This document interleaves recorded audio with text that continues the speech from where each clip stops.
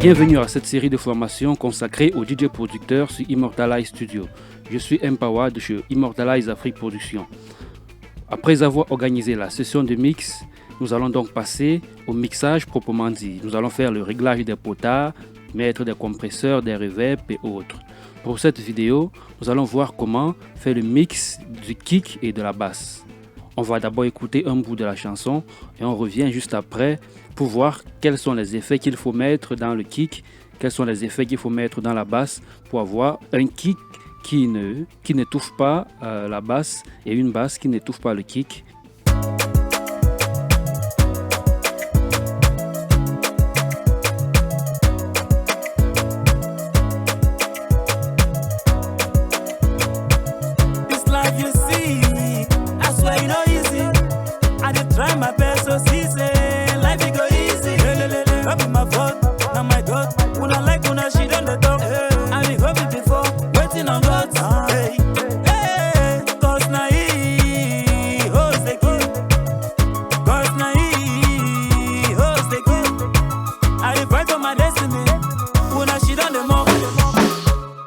Voilà, c'est un projet qui a été fait sur FL Studio. Nous avons la piste de basse ici.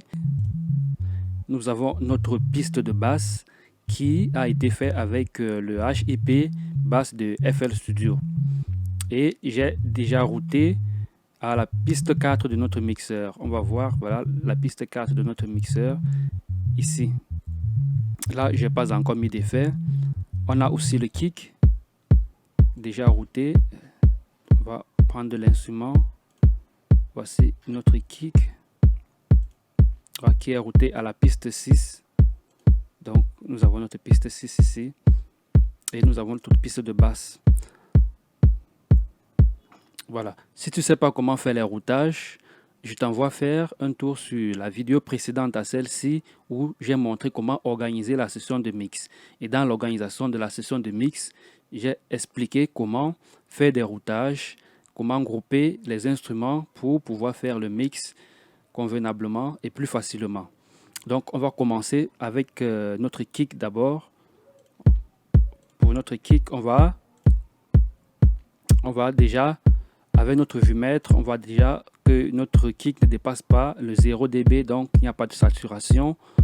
Et ensuite, on va commencer à appliquer les effets. On va commencer par l'équaliseur. On va commencer par l'équaliseur paramétrique de FL Studio. Ce qu'on va faire ici, c'est de regarder. Bon, attention que je boucle, que je fasse une boucle ici pour ne pas avoir. Là, je vais faire une boucle ici. Voilà.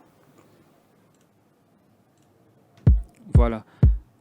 Nous avons l'équaliseur paramétrique de FL Studio. Ce qu'on va faire ici, c'est de booster les fréquences où le kick est mieux accentué et baisser les autres pour laisser l'espace aux hautes fréquences. Donc déjà notre kick, nous voyons lorsque nous voyons à travers l'équaliseur paramétrique de FL Studio que notre kick il est plus accentué ici.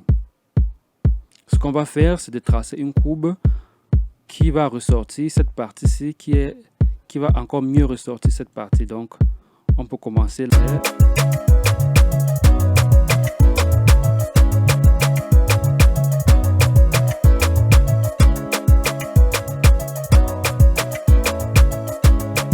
Vous voyez ce qui se passe là quand je donne un temps de travail assez long au compresseur. Donc c'est comme ça qu'il faut le dire. Quand je donne un temps de travail assez long au compresseur à travers le release, vous voyez, il compresse carrément notre basse et notre basse n'est plus ressentie dans le mix.